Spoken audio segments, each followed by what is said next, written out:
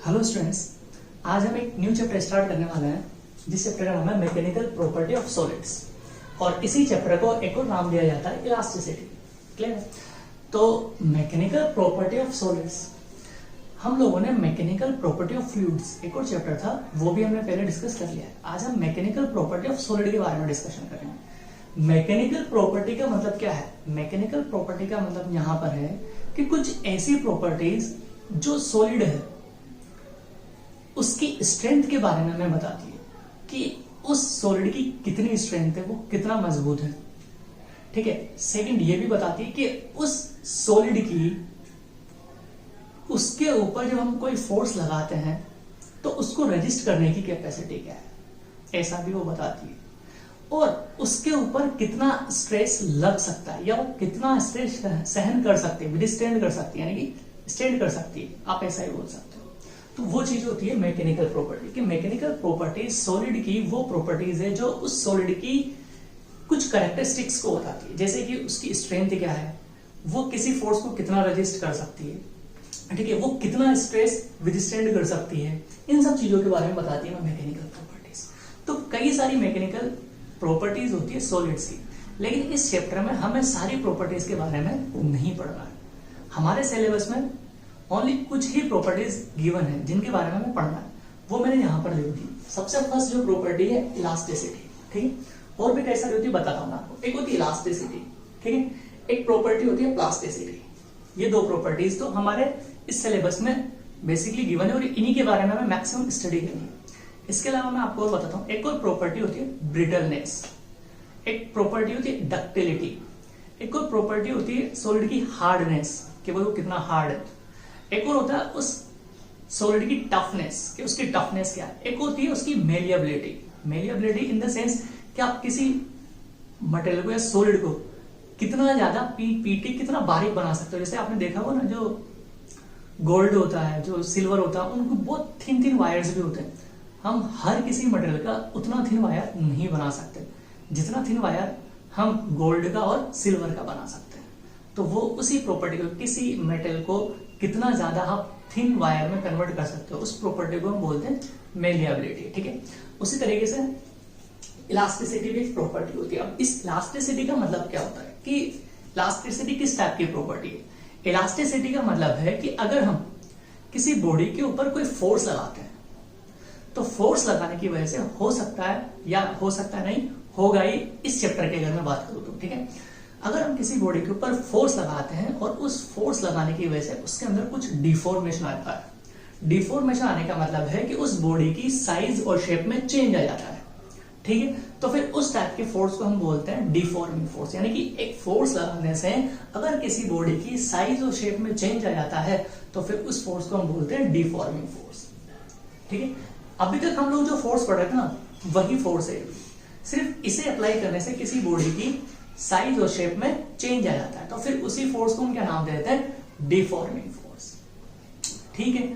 क्योंकि अभी तक हम जितने भी फोर्स पढ़ रहे थे न्यूटन्स लॉ ऑफ मोशन में, तो पूरा का पूरा फोर्स ही पढ़ा था, लेकिन वहां पे हम लोग किसी बॉडी के डिफॉर्मेशन की बात नहीं कर रहे थे, इसलिए हमने वहां पे सिर्फ फोर्स को सिंपली नाम दिया फोर्स।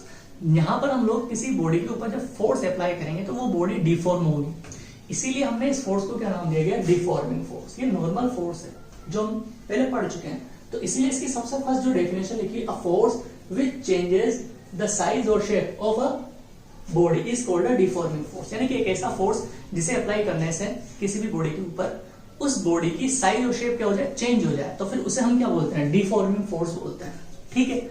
हमें पता चल गया भाई डिफॉर्मिंग फोर्स क्या है। किसी भी फोर्स की वजह से अगर कोई बॉडी की साइज और शेप में चेंज आता है तो फिर उस फोर्स को ही क्या बोलते हैं? हम डिफॉर्मिंग फोर्स बोलते हैं, ठीक है। तो उसके बाद ये प्रॉपर्टी आती है उस मटेरियल की इलास्टिसिटी। आपने देखा होगा जैसे कि कई सारे मटेरियल्स ऐसे होते हैं जिनकी अगर हम साइज और शेप को चेंज कर देते हैं तो वापस से अपनी ओरिजिनल साइज और शेप को गेन कर लेते हैं। जैसे कि सबसे सिंपल एग्जांपल देता हूं मैं, टेनिस की बॉल। आप लोग सभी क्रिकेट तो खेलते होंगे, मैक्सिमम नहीं भी खेलते होंगे तब भी टेनिस की बॉल तो आप सभी ने देखी होगी। तो उस टेनिस की बॉल को हम क्या दोनों तरफ से पकड़ के पिचका देते हैं, प्रेस करते हैं तो दब जाती है, ठीक है। यानी कि जब मैंने दोनों तरफ से दबाया तो उसके ऊपर क्या लगाया? फोर्स लगाया। फोर्स लगाने से उसकी शेप में चेंज हो जाता है। यानी कि हमने जो फोर्स लगाया वो कौन सा फोर्स है? डिफॉर्मिंग फोर्स है। तो शेप में चेंज हो गया, लेकिन जैसे मैं फोर्स हटाता हूं तो वापस से वो अपनी ओरिजिनल साइज और शेप में आ जाती है। तो वो जो टेनिस की बॉल है जिस मटेरियल की वो बनी है, ठीक है, तो उस मटेरियल की प्रॉपर्टी है कि वो वापस से अपनी ओरिजिनल साइज और शेप को गेन कर सकता है, ठीक है। उसी तरीके से अगर मैं एक और बात करता हूं, अब मैंने क्या एक आटे की बोली, किसकी बोली, आटे की, ठीक है, मान लेते हैं आटे की बोली, जो हम घर में रोटी बनाने वाला आटा यूज में लेते हैं उसकी बोली, उसको लेके मैंने दोनों हाथों के बीच में लगा के इसे पिचका दिया, तो उसकी साइज और शेप तो चेंज होगी फोर्स लगाने से, लेकिन जब मैं हटा भी लूंगा तो वापस से अपनी ओरिजिनल साइज और शेप में नहीं आ सकती। तो अब आटा जिस मटेरियल से बना हुआ है तो उस मटेरियल की प्रॉपर्टी नहीं है कि वापस से वो अपनी ओरिजिनल साइज और शेप को गेन कर सके, ठीक है। तो अब आपको समझ में आके अलग अलग मटेरियल अलग अलग टाइप की प्रॉपर्टीज को शो करते हैं। तो ऐसी प्रॉपर्टी जिसमें मटेरियल अपनी ओरिजिनल साइज और शेप को क्या कर ले, गेन कर ले after removal of a deforming force. जब हम उस पे से डिफॉर्मिंग फोर्स हटाते हैं और हटाने के बाद अगर वो अपनी ओरिजिनल साइज और शेप को वापस से गेन कर लेती है तो उस प्रॉपर्टी को यहां पे नाम दिया जाता है इलास्टिसिटी। और जो बॉडी इस टाइप की प्रॉपर्टी को शो करती है उन्हें बोलते हैं इलास्टिक बॉडी। और जो परफेक्टली अपनी ओरिजिनल साइज और शेप को गेन कर ले उसे हम बोलते हैं परफेक्टली इलास्टिक बॉडी, ठीक है। यहाँ पे आप लोगों को कोलिजन से कंपेयर मत करना कि जो हम बात करते हैं इलास्टिक कोलिजन, हाँ वो कोलिजन भी इलास्टिक होता है, वहां पे हम एनर्जी का लॉस नहीं होता, इसीलिए हम उसे इलास्टिक बोलते हैं। तो यहाँ पर आप इलास्टिक उसी से मिलता जुलता वर्ड है, लेकिन यहाँ पे हम किसी प्रॉपर्टी की बात कर रहे हैं, ठीक है। वहां पर भी प्रॉपर्टी होती है इलास्टिक के, हर टाइप की जो बॉल्स होती है, मटेरियल्स होते हैं, उनमें इलास्टिक कोलिजन होता है, इलास्टिक कोलिजन, यहाँ पर भी वही चीज है, कुछ थोड़ी थोड़ी, लेकिन ये अलग चीज है, ठीक है। तो सबसे फर्स्ट अगर मैं बात करूं तो मैंने इलास्टिसिटी की वही डेफिनेशन लिखी है, ठीक है। If a body regains its original size and shape, अगर कोई बॉडी है जो वापस से रीगेन कर लेती है उसकी साइज एंड शेप को after the removal of a deforming force, जब हम उस पे से डिफॉर्मिंग फोर्स हटा लेते हैं, it is said to be a elastic body. तो उस बॉडी को हम क्या बोलते हैं, इलास्टिक बॉडी बोलते हैं। And this property is called elasticity, और उस प्रॉपर्टी को क्या बोलते हैं, प्लास्टिसिटी। जैसे कि यहाँ पे लिखा हुआ रबर बैंड, आप लोग जानते होंगे, हम लोग वो फ्रेंडशिप वाला बैंड हाथ में पहनते हैं, ठीक है। तो जब हम हाथ में जो बैंड पहने हुए होते हैं उसको अगर हम हल्का सा स्ट्रेच करके छोड़ दें, हल्के से की बोल रहा हूँ, अगर हल्का सा स्ट्रेच करके छोड़ दें तो वापस से अपनी ओरिजिनल साइज और शेप को गेन कर लेता है, ठीक है। तो उस रबर बैंड की जो प्रॉपर्टी है ना, या जिस मटेरियल से वो बना है, ठीक है, तो उस मटेरियल की जो भी बॉडी है, जो रबर बैंड को अगर मैं एक बॉडी मानूं तो जो बॉडी है वो इलास्टिक बॉडी है। कौन सी बॉडी है, इलास्टिक बॉडी है, क्लियर। इसलिए यहाँ पे क्या लिखा है, एक रबर बैंड रखा हुआ है। लेकिन हर मटेरियल में ये प्रॉपर्टी नहीं पाई जाती, जैसा कि मैंने भी आपको बताया, एक आटे वाली बॉल लूंगा तो उसके अंदर ऐसा नहीं होगा। यहाँ पे आप एक और चीज लिखिए, perfectly elastic body. Perfectly elastic body का मतलब समझाता हूं मैं आपको, इलास्टिक का मतलब और परफेक्टली इलास्टिक में डिफरेंस क्लियर करता हूं। देखो, कई सारी बॉडीज होती है जिनके ऊपर हमने फोर्स लगाया, ठीक है। फोर्स लगाने के बाद वापस से फोर्स हटा दिया, यानी कि फोर्स लगाया वो डिफॉर्म हो गई, ठीक है। डिफॉर्म होने के बाद हमने फोर्स हटा दिया, हटाने के बाद कुछ बॉडीज क्या होती है, वापस से अपनी साइज और शेप को गेन करने की कोशिश करती है, लेकिन पूरी की पूरी अपनी साइज और शेप को गेन नहीं कर पाती है। लेकिन कुछ बॉडीज अपनी पूरी की पूरी साइज और शेप को गेन कर लेती है। तो जो बॉडीज अपनी पूरी की पूरी साइज और शेप को गेन कर लेती है, यानी कि वापस वो अपनी ओरिजिनल साइज और शेप में आ जाती है, तो उस टाइप की बॉडी को बोला जाता है परफेक्टली इलास्टिक बॉडी। और जो बॉडी फोर्स हटाने के बाद वापस से अपनी साइज और शेप को रिगेन करने की कोशिश तो करती है, लेकिन पूरी की पूरी रिगेन नहीं कर पाती है, उसे हम इलास्टिक बॉडी तो बोलेंगे, लेकिन परफेक्टली इलास्टिक नहीं बोलेंगे। तो क्या बात समझ में आती है, जो just after removal of the force gain it's original size and shape, then this type of body is known as a perfectly elastic body। तो फिर उस टाइप की बॉडीज को हम क्या बोलते हैं, perfectly elastic body, ठीक है। तो perfectly elastic bodies की डेफिनेशन ये लिखी हुई है, if a body regains its original size and shape completely, यानी कि पूरी की पूरी गेन कर लेती है, and immediately, तुरंत हटाने के जस्ट बाद, after the removal of deforming force, यानी कि deforming force हटाने के immediately जस्ट हटाने के बाद, तुरंत उसके बाद ही वो अपनी ओरिजिनल साइज और शेप को गेन कर लेती है। It is said to be a perfectly elastic body, उसे हम क्या बोलते हैं, परफेक्टली इलास्टिक बॉडी। और परफेक्टली इलास्टिक बॉडी का जो एग्जांपल दिया जाता है वो दिया जाता है क्वार्ट्ज फाइबर। वैसे अगर मैं आपसे एक्चुअल बात बोलूं तो कोई सी भी बॉडी रियल कंडीशन में परफेक्टली इलास्टिक नहीं होती है, लेकिन हम मान के चलते हैं कि जो क्वार्ट्ज है वो परफेक्टली इलास्टिक बॉडी की तरह बिहेव करता है, ठीक है। उसी तरीके से एक और प्रॉपर्टी का नाम दिया गया यहाँ पे प्लास्टिसिटी। अब मैंने आपको सिखाया था आटा बॉल।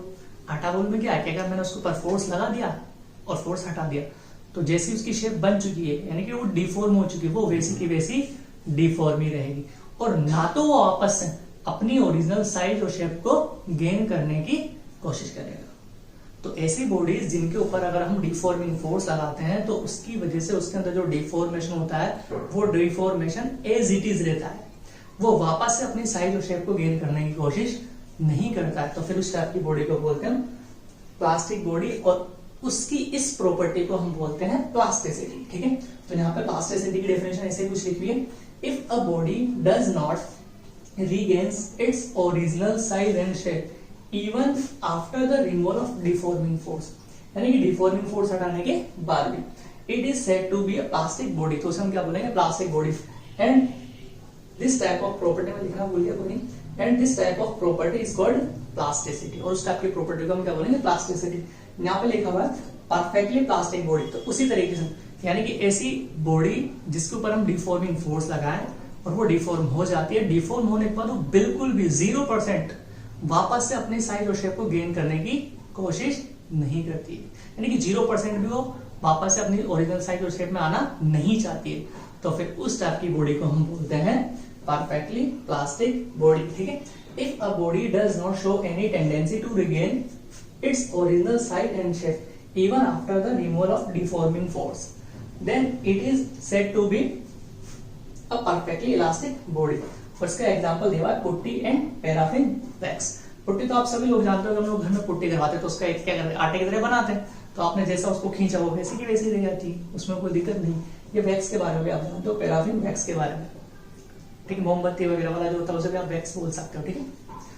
तो ये दो प्रॉपर्टीज हमारे सिलेबस में मेंशन की हुई है, ठीक है। इसके अलावा हम थोड़ी बहुत चर्चा इस चैप्टर में दो और प्रॉपर्टीज के बारे में करते हैं, एक होता है ब्रिटलनेस और एक होता है डक्टिलिटी। ब्रिटलनेस का मतलब है कि अगर मैं किसी बॉडी के ऊपर फोर्स लगाता हूं, ठीक है, तो वो बॉडी बिना डिफॉर्म हुए टूट जाती है, बिना डिफॉर्म हुए टूट जाती है। जैसे कि इसका एक सिंपल सा एग्जांपल है, साल्ट की बात करता हूं मैं, नमक की बात करता हूं मैं। साल्ट वो नहीं जो हम घर में यूज लेते हैं, पिसा हुआ नहीं। आपने कभी देखा हो तो जो साल्ट होता है वो बड़े बड़े पीसेस के उसके फॉर्म में होता है, बड़े बड़े सॉलिड्स की फॉर्म में होता है, अगर आपने कभी देखा हो तो। या फिर मैं ऐसा बोल सकता हूँ, मिश्री जानता हो लोग, मीठा जो आता है मिश्री, ठीक है, मिश्री जो मीठा होता है खाने में, प्रसाद में दिया जाता है मिश्री, उसकी बात करूं, ठीक है। या फिर जो मैं बोल रहा हूँ आपको साल्ट की बात करूं, वो साल्ट क्या पिसा हुआ नहीं, एक पूरा का पूरा बॉडी की फॉर्म में भी आता है, वो पूरा का पूरा एक सॉलिड की फॉर्म में भी आता है। अगर मैं उसको नीचे गिरा देता हूं, ठीक है, तो वो ऐसा नहीं कि डैमेज होगा, वो पूरा का पूरा बिखर जाएगा, टूट जाएगा, यानी कि उसकी बिल्कुल भी टेंडेंसी नहीं है डिफॉर्म होने की, वो डायरेक्टली क्या होता है, फ्रैक्चर हो जाता है, यानी कि टूट जाता है। तो जिस मटेरियल के अंदर ये प्रॉपर्टीज पाई जाती है कि अगर हम किसी बॉडी के ऊपर डिफॉर्मिंग फोर्स लगाते हैं और वो बिना किसी अपनी ओरिजिनल साइज और शेप को गेन करने की कोशिश नहीं करता है और डायरेक्टली क्या हो जाता है, टूट जाता है। टूट जाता है मतलब बिखर जाता है, अलग अलग हो जाता है। उस टाइप की जो मटेरियल होते हैं और जिनमें प्रॉपर्टी पाई जाती है, उस प्रॉपर्टी को हम बोलते हैं ब्रिटलनेस, यानी कि उसमें बिल्कुल भी टेंडेंसी नहीं है वापस अपने साइज और शेप को गेन करने की, या जो हम फोर्स लगा रहे हैं उसको सहन करने की। जैसे कि इसको मैं ऐसे समझा सकता हूँ, एक छोटा सा बच्चा है, एक उससे बड़ा, एक उससे बड़ा। अगर मैं छोटे से बच्चे के चांटा लगा देता हूँ, वैसे अच्छी बात नहीं है, अगर मैं ऐसा करता हूँ तो छोटा सा बच्चा बहुत जल्दी रोने लग जाएगा। इसका मतलब क्या है कि उसके अंदर जो मैंने उसके एक चांटा लगा तो उसके सहन करने की कैपेसिटी बिल्कुल भी नहीं है, दर्द को सहन करने की कैपेसिटी बिल्कुल भी नहीं है। तो फिर वो क्या होगा, ब्रिटलनेस। अगर कोई बड़ा पर्सन है मेरी एज का, अगर मैं उसके ऊपर लगाता हूँ, कोई स्लिप करता हूँ, तो मे भी हो सकता है उसके कोई असर ही ना हो। अगर उसके कोई असर ना हो, इसका मतलब क्या, उसकी टेंडेंसी है जो मैंने उसके ऊपर फोर्स अप्लाई किया उसको सहन करने की। तो जो ब्रिटलनेस होती है, ब्रिटलनेस का मतलब यही है कि अगर हम किसी बॉडी के ऊपर फोर्स लगा रहे हैं तो फोर्स लगाने की वजह से उसके अंदर जो चेंजेस होना वो उसको बिल्कुल भी सहन नहीं कर सकता और क्या होगा, फ्रैक्चर हो जाएगा, टूट जाएगा। तो फिर उस टाइप के मटेरियल्स को हम बोलते हैं ब्रिटलनेस, या ऐसे उस टाइप के मटेरियल के अंदर, या उस टाइप के जो मटेरियल्स होते हैं जो टूट जाते हैं एक ही बार में बिना, यानी कि अपनी ओरिजिनल साइज को, शेप को गेन करने की कोशिश किए बिना, तो उस टाइप की जो प्रॉपर्टीज होती है उसे हम बोलते हैं ब्रिटलनेस। क्या बात समझ में आती है आप लोगों को?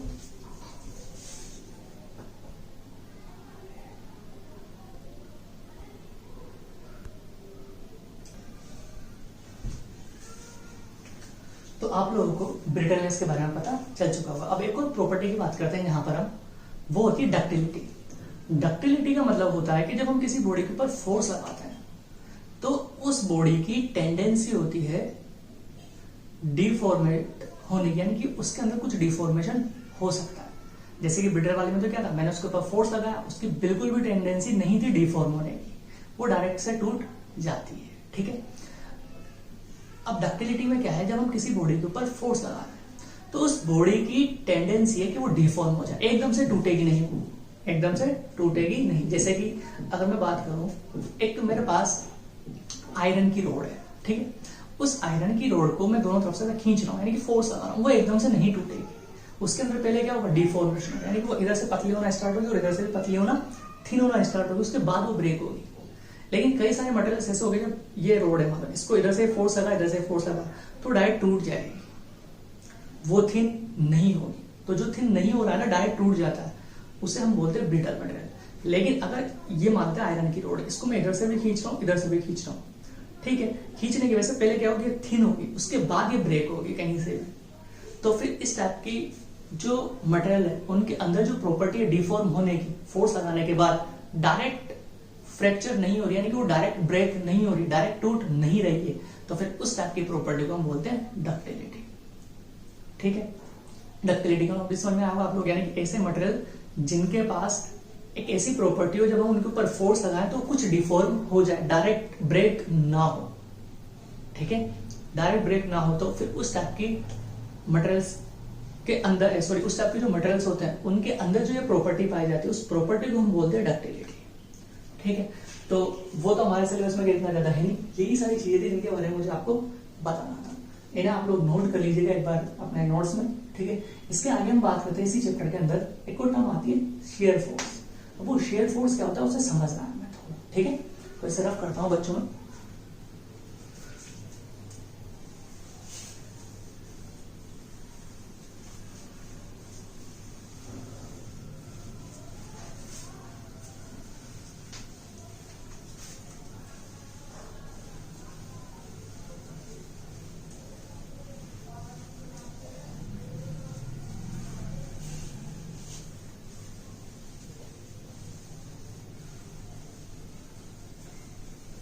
देखो, अब मैं आप लोगों को चीज समझाना चाहता हूँ शियर फोर्स से पहले। एक और फोर्स होता है हमारे पास, रीस्टोरिंग फोर्स। वो रीस्टोरिंग फोर्स क्या होता है उसे समझते हैं हम लोग।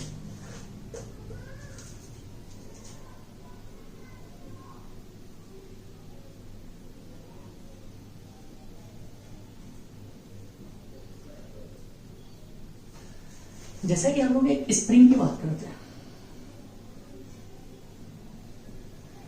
मानते कि स्प्रिंग है, अब ये नेचुरल लेंथ में है, क्लियर है। अब मैंने क्या किया, इसके इस एंड को फिक्स कर दिया, मान लेते हैं फिक्स कर दिया, और इस एंड को एक फोर्स लगा के स्ट्रेच करना स्टार्ट कर दिया। ठीक है, एक स्प्रिंग है, स्प्रिंग अभी नेचुरल लेंथ में और वो नेचुरल एल है। अब मैंने इसके ऊपर एक फोर्स लगा, दूसरे ने फिक्स कर दिया, तो कुछ टाइम बाद ये स्प्रिंग स्ट्रेच हो जाएगी, कुछ ऐसे ऐसे, और इसके अंदर कुछ इलोंगेशन हो जाएगा, मान लेते हैं एक्स। अगर ये एल है तो होगा नहीं होगा। तो अब इस स्प्रिंग के अंदर टेंडेंसी होती है, अगर मैं फोर्स आगे लगा रहा हूं ना, तो इस स्प्रिंग के अंदर एक टेंडेंसी होती है, उस टेंडेंसी की वजह से जब एक फोर्स लगता है जो इस स्प्रिंग को वापस इस डायरेक्शन में लाने की कोशिश करता है, जिसे हम सब जानते हैं क्या होता है, kx होता है। तो फिर इस kx वाला जो फोर्स होता है, स्प्रिंग फोर्स जो आप बोलते हो, इस स्प्रिंग फोर्स को हम क्या बोलते हैं, रिस्टोरिंग फोर्स बोलते हैं। क्या बोलते हैं, रिस्टोरिंग फोर्स। हमने प्रोड्यूस नहीं किया, ये ऑटोमेटिकली प्रोड्यूस होता है किसके अंदर, इस स्प्रिंग के अंदर, जब हम बाहर से फोर्स लगाते हैं। अब हम जितना ज्यादा इसको स्ट्रेच करेंगे उतना ज्यादा फोर्स बढ़ता जाता है। लेकिन आप सोचो अगर मैं स्प्रिंग को खींचता जा रहा हूँ तो एक ऐसी कंडीशन आएगी जब हो सकता है ये स्प्रिंग ब्रेक हो जाए, यानी कि उसके बाद ये स्प्रिंग फोर्स की इतनी कैपेसिटी नहीं है कि वो एक लिमिट से ज्यादा बढ़ सके। ठीक है, तो यानी कि मैं इसको खींचता जा रहा हूँ तो इसके अंदर फोर्स बढ़ता जा रहा है, लेकिन एक ऐसी डिस्टेंस आएगी उसके बाद अगर मैं थोड़ा सा भी ज्यादा खींच दूंगा इसको, ठीक है, इस स्प्रिंग को थोड़ा सा ज्यादा खींच दूंगा तो हो सकता है ब्रेक हो जाए, क्योंकि इस स्प्रिंग फोर्स की जो वैल्यू एक फिक्स हो सकती है उससे ज्यादा नहीं हो सकती। यानी कि ये जो स्प्रिंग है ये स्प्रिंग के अंदर जो रिस्टोर हो रहा है, यानी कि जो फोर्स रिस्टोरिंग फोर्स है, ठीक है, उसकी एक कैपेसिटी होती है, एक पर्टिकुलर कैपेसिटी से एक पर्टिकुलर वैल्यू से वो ज्यादा नहीं हो सकता। उससे ज्यादा लगाओगे चाहे आप बाहर वाला फोर्स बढ़ा दो, ये बढ़ सकता है, लेकिन रिस्टोरिंग फोर्स एक पर्टिकुलर वैल्यू के बाद नहीं बढ़ेगा। ठीक है, यानी कि इस स्प्रिंग की एक पर्टिकुलर लिमिट होती है, उतने ही लिमिट तक ये रिस्टोरिंग फोर्स इसके अंदर बिल्टअप कर सकती है, उस लिमिट के बाद ये रिस्टोरिंग फोर्स बिल्टअप नहीं करेगी। ठीक है, तो ये चीज तो समझ में आता है कि रिस्टोरिंग फोर्स है। इसी तरीके से मेटल्स के अंदर या फिर सॉलिड्स के अंदर भी ये रिस्टोरिंग फोर्स पाया जाता है। यानी कि जब हम किसी बॉडी के अंदर, आपने पढ़ा भी होगा शायद केमिस्ट्री में, रिस्टोरिंग फोर्स का मतलब कि जब आप क्यूबिकल स्ट्रक्चर पढ़ते हो, एफसीसी बीसीसी पढ़ते हो, तो आप उसमें एक स्प्रिंग की तरह बनाते हो और आप उनके ऊपर जो फोर्स को रिप्रेजेंट करते हो स्प्रिंग फोर्स की तरह रिप्रेजेंट करते हो। ठीक है, यहाँ पर आप क्रिस्टल वगैरह के बारे में पढ़ते हो तो उसी तरीके से यहाँ पर ये रिस्टोरिंग फोर्स क्या होता है ऐसा समझना। हमारे पास कोई बार है, ऐसा कोई रोड है मान लेते हैं रेक्टेंगुलर,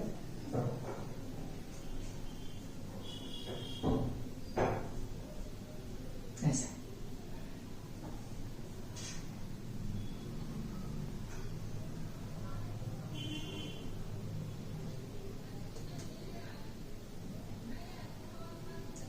देखो, मान लें कोई मेटल की रोड है, हमने इस रोड के इस तरफ पे फोर्स अप्लाई किया, ये एक्सटर्नल फोर्स है, ठीक है, एक फोर्स इधर भी अप्लाई किया। हाँ बच्चों, मैं आपको एक और चीज समझाता हूँ इसमें। देखो, अगर मैं इस एंड को यहाँ पे फिक्स नहीं करता, इसे ओपन रखता, कैसे रखता, ओपन, यानी कि ये एंड फ्री था और इधर फोर्स लगा, तो देखिए स्प्रिंग फोर्स कभी भी जनरेट नहीं होता, ये स्प्रिंग तो ऐसे चलती जाती, कोई दिक्कत ही नहीं होती। क्या इसमें ये रिस्टोरिंग फोर्स जनरेट हो? नहीं होता, ये तभी जनरेट होता है जब दोनों तरफ से स्ट्रेच हो, यानी कि उसके अंदर कुछ स्ट्रेस प्रोड्यूस हो इस स्प्रिंग के अंदर। अब वो कैसे प्रोड्यूस करो तभी होगा। अब यहां पर जो प्रोसीजर, अगर सपोज कीजिए मैं इसी तरह फोर्स लगाता हूं और ये स्मूथ सरफेस पर रखा हुआ है, कहीं पर भी रखा, तो ये जो रोड है वो ऐसे चलने लग जाएगा, इसके अंदर कोई स्ट्रेस प्रोड्यूस नहीं होगा। स्ट्रेस तभी प्रोड्यूस होगा जब इसके अंदर एक टेंशन जनरेट होगा, ये दोनों तरफ से फोर्स लग रहा है, ठीक है, ना ये इधर जा सकता है ना इधर जा सकता है। अब इसके अंदर क्या होगा, एक स्ट्रेस प्रोड्यूस होगा, एक रिस्टोरिंग फोर्स प्रोड्यूस होगा। क्लियर? तो उसी चीज को क्लियर करते हैं हम लोग। तो हमने इस तरफ एक फोर्स लगाया है, ठीक है, इस तरफ फोर्स लगाया, इस तरफ भी फोर्स लगाया है, इन दोनों सरफेस पे कोई दिक्कत नहीं। तो फोर्स लगाने से क्या हुआ, जैसे कि अब सपोज अब मेरे दोनों हाथ ही, मैंने कोई इस तरफ से मेरे हाथ को खींचता है, इस तरफ से मेरे हाथ से खींचता है, दोनों हाथ ऐसे रखे हुए, वो खींचता जा रहा है, फोर्स बढ़ाता जा रहा है, तो क्या होगा, मेरे इन दोनों हाथों के अंदर टेंशन बढ़ना स्टार्ट हो जाएगा और मुझे कुछ देर बाद पेन होना स्टार्ट हो जाएगा। क्यों? क्योंकि जो मेरी मसल्स है, बॉडी की मसल्स है, वो सारी सारी स्ट्रेस कंडीशन में आ जाएगी और अगर बहुत देर तक आप फोर्स लगाते जाओगे तो मेरा हाथ बहुत ज्यादा पेन करने लग जाएगा, यानी कि मेरे अंदर बहुत ज्यादा दर्द होने लग जाएगा। अब उससे और ज्यादा फोर्स लगा रहा हूं तो मेरी बॉडी की एक टेंडेंसी होगी उतना ही मैं दर्द सहन कर सकता हूं, ठीक है। और मेरी ये जो हैंड्स है इनके अंदर भी एक पर्टिकुलर वैल्यू का टेंशन प्रोड्यूस हो सकता है, उससे ज्यादा होगा तो हो सकता है अगर आपने बहुत ज्यादा फोर्स से खींच दिया तो मेरा ये हाथ यहाँ से निकल जाए और ये हाथ यहाँ से निकल जाए, यानी कि मेरी बॉडी क्या हो जाएगी, ब्रेक हो जाएगी। उसी तरीके से सॉलिड में भी अगर आप इधर भी फोर्स लगा रहे हो इधर भी फोर्स लगा रहे हो, ठीक है, तो ये स्ट्रेच कंडीशन है। तो होता क्या है कि ये जो क्रॉस सेक्शन एरिया यानी कि जो बॉडी है बीच में नहीं, हर जगह पे बता रहा हूं मैं आपको, यहाँ पे लेके बताता हूँ। मान लीजिए क्रॉस सेक्शन एरिया हमारे पास ऐसे,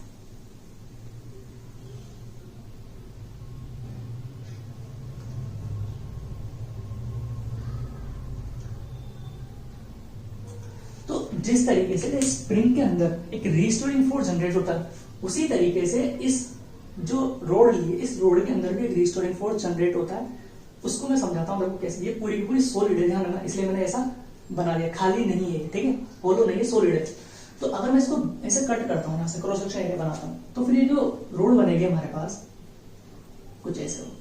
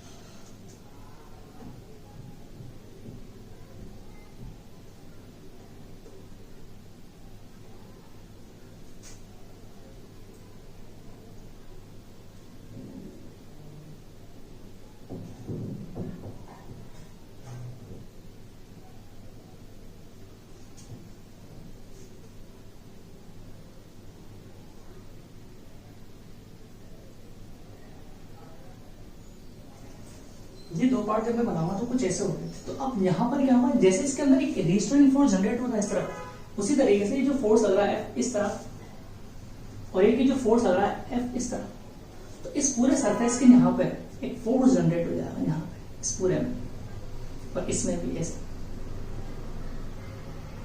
तो यहाँ पर जो फोर्स जनरेट होता है उसी फोर्स को हम बोलते हैं रीस्टोरिंग फोर्स, Fr। क्या बोलते हैं? Restoring force. क्लियर? तो देखो ये वाला फोर्स क्या है? Deforming force. इस डिफॉर्मिंग फोर्स की वजह से इस रोड के अंदर एक फोर्स जनरेट हुआ, ठीक है, इसकी प्रॉपर्टी की वजह से, ठीक है, उस फोर्स को हम बोलते हैं रीस्टोरिंग फोर्स। ठीक है, अब अगर मैं मानता हूं कि ये जो क्रॉस सेक्शन एरिया है ये ए है, क्या है? ए है। ये बात तो समझ में आ गई आपको? रीस्टोरिंग फोर्स क्या कि जो डिफॉर्मिंग फोर्स लगाते हैं उसकी वजह से जो स्प्रिंग के अंदर प्रॉपर्टी होती है उसी तरीके से इस रोड के अंदर भी प्रॉपर्टी कि एक फोर्स जनरेट होगा जो इसका अपोज कर रहा होगा। ये फ्री बॉडी डायग्राम। तो इस फोर्स को हम बोलते हैं रीस्टोरिंग फोर्स। तो रीस्टोरिंग फोर्स समझ में आ गया होगा आपको क्या होता है ये रीस्टोरिंग फोर्स। अब अगर ये रीस्टोरिंग फोर्स Fr से रिप्रेजेंट करते हैं, ठीक है, और ये क्रॉस सेक्शन एरिया हम लेते हैं ये वाला, ठीक है, जो मैंने यहाँ पे बताया ए है।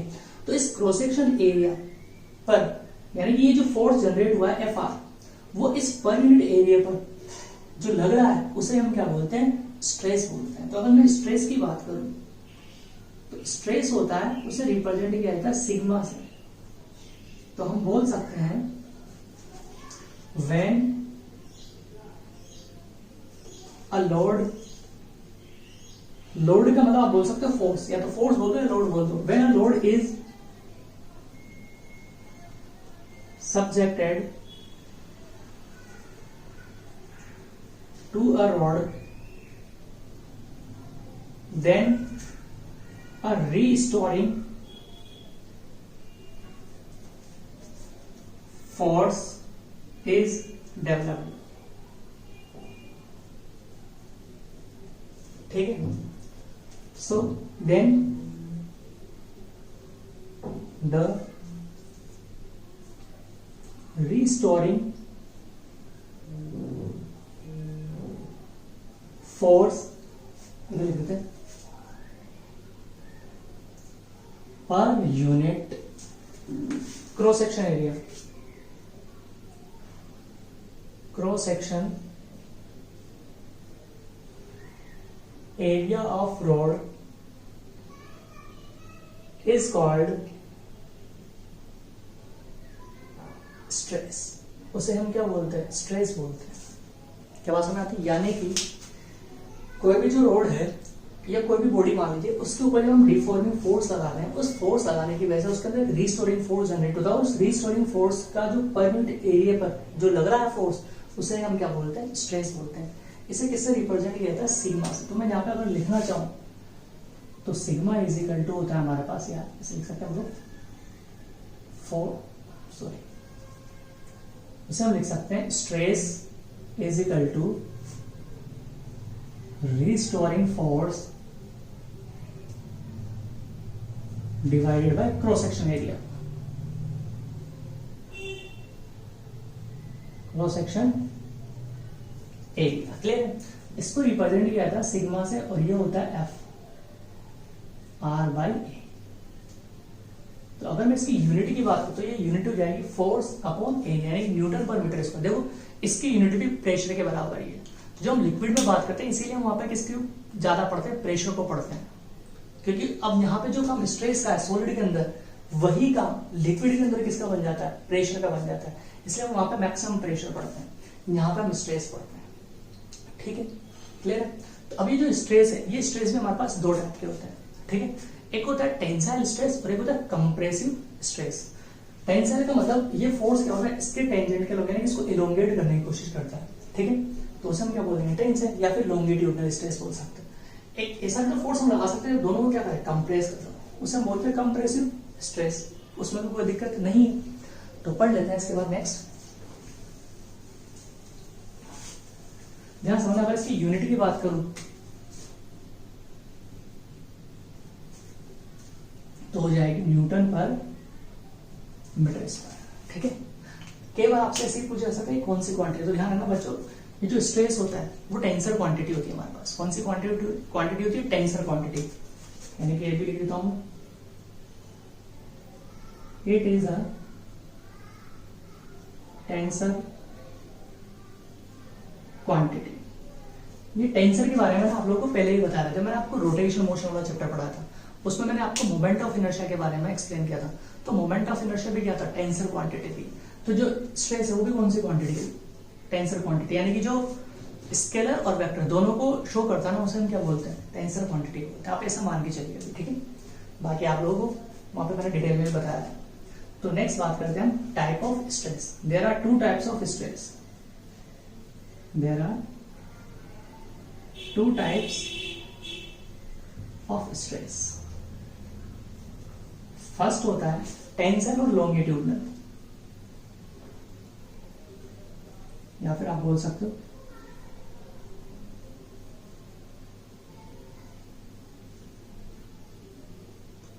ठीक है। सेकंड होता है कंप्रेशन या कंप्रेसिव स्ट्रेस, आप बोल सकते हो stress, compressive stress.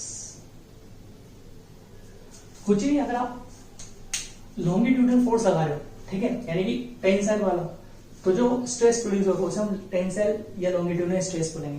Compressive force की वजह से होगा उसे हम कंप्रेसिव स्ट्रेस बोल देंगे। ठीक, तो इसको रफ कर रहा हूं बच्चों।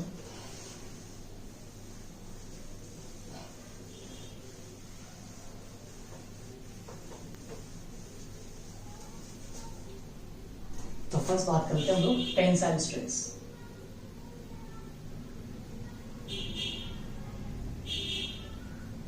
देखो डेफिनेशन तो बच्चों अब भी वही रहेगी, सिर्फ मैं आपको डायग्राम बताऊंगा।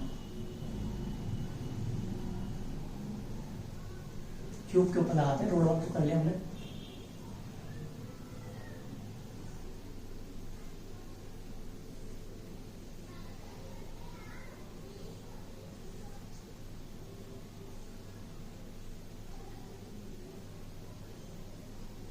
क्लियर? तो मानते हैं इस वाली सरफेस पर अगर इस तरह फोर्स लगाते हैं F, और इस वाले सरफेस पे इस तरह फोर्स लगाते हैं F, ठीक है, और ये जो क्रॉस सेक्शन एरिया है अगर वो A है, दोनों A है, ठीक है, तो फिर इसे हम बोलेंगे सिग्मा, या इसे आप नॉर्मल स्ट्रेस भी बोल सकते हो। ठीक है, तो ये हो जाएगा आपके पास F बाय, अब ध्यान रखना मैंने यहाँ पे लिखा था FR फोर्स, तो जब हम इसका FBD बनाते हैं ना बच्चों, तो ये जो रेजिस्टिव फोर्स होता है, सॉरी रिस्टोरिंग फोर्स होता है, वो जो हम बाहर से फोर्स अप्लाई करते हैं डिफॉर्मिंग फोर्स, वो उसी के बराबर होता है मैग्नीट्यूड में। तो ये ध्यान रखना आप F, इसलिए कई बार जब आप सिग्मा कैलकुलेट करोगे तो आप रेस्टोरिंग फोर्स की जगह पर जो आप फोर्स अप्लाई करो उसे लिख दोगे, क्योंकि स्प्रिंग में तो वैसे होता है, जब हम फोर्स अप्लाई कर रहे हैं बार उसी की तो बराबर होता है, अगर मैं उसे बहुत स्लो प्रोसेस में आके लेके जाता हूं तो, ठीक है। तो F बाई ए हो जाएगा। उसी तरीके से सेकंड अगर मैं बात करूं तो क्या होता है, कंप्रेसिव होता है।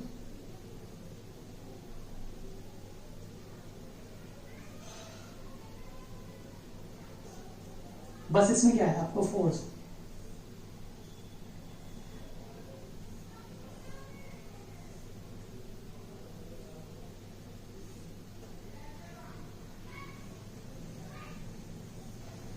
इसमें फोर्स ऐसे रहता है F, बस ये इसको कंप्रेस कर रहा है, ठीक है, और कोई दिक्कत नहीं सिर्फ।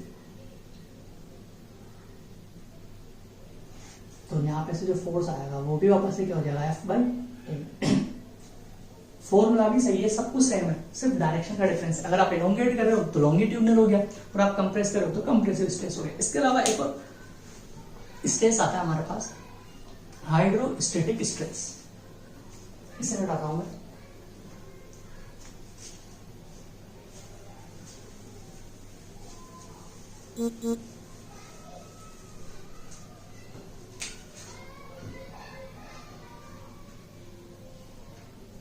हाइड्रोस्टैटिक स्ट्रेस, देखो हाइड्रोस्टैटिक स्ट्रेस का मतलब है कि अगर कोई बॉडी है, उस बॉडी पर चारों तरफ से एक कंप्रेसिव फोर्स लग रहा है, उस बॉडी पर चारों तरफ से एक कंप्रेसिव फोर्स लग रहा है, तो फिर उससे जो स्ट्रेस प्रोड्यूस होगा उस स्ट्रेस को हम बोलेंगे हाइड्रोस्टैटिक स्ट्रेस।